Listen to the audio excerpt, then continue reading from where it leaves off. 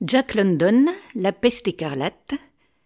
Savez-vous que Jack London est aussi célèbre pour L'appel de la forêt ou encore Cro-Blanc?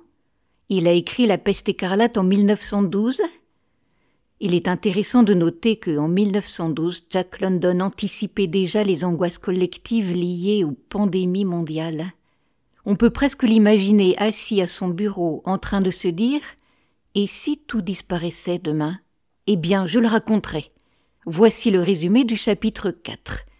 L'histoire revient sur les avions des riches qui tentaient de fuir la peste écarlate. Tous périrent, sauf un garçon de 11 ans, Mungerson, fils d'un magnat industriel. Son avion s'écrasa sur le mont Shasta.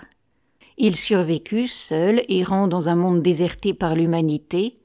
Puis il finit par rejoindre la tribu des Santa Rosa et plus tard épousera Marie, la fille du narrateur. Le vieux professeur raconte ensuite le plan de survie qu'il avait imaginé avec son frère, c'est-à-dire se barricader à l'université avec des provisions. Pendant qu'il communiquait par téléphone, celui-ci tombe en panne, coupant tout lien avec l'extérieur. La ville est en effondrement total. Des incendies ravagent Oakland et San Francisco. Des bruits d'émeutes, coups de revolver se font entendre. Des morts gisent dans les rues. Les habitants fuient ou se cachent, et la civilisation semble s'éteindre.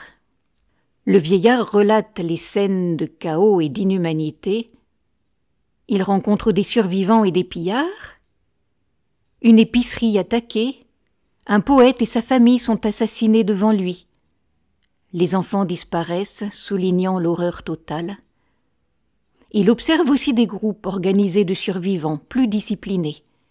Ces derniers éliminent les voleurs pour se protéger, c'est l'instinct de survie. Ils gardent de la distance envers ceux atteints par la peste, montrant une conscience des risques. Le professeur atteint finalement le refuge de l'université. Il y rencontre des universitaires avec leurs familles, tous en état de survie. Une distribution de nourriture est mise en place et le narrateur fait partie du comité de défense. La discipline au refuge contraste avec la violence de l'extérieur. À l'intérieur, l'organisation permet de résister au désastre et à l'infection. Un puits est creusé pour assurer l'eau potable, montrant la capacité de la communauté à reconstruire un minimum de civilisation même au milieu du chaos. La détresse humaine, le chaos total et la mort omniprésente constituent l'atmosphère générale.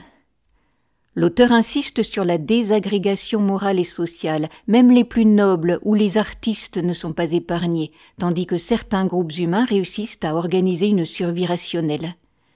Il y a un contraste fort entre les pillards perdus dans leur bestialité et les survivants organisés, incarnant l'espoir de maintenir un semblant de civilisation.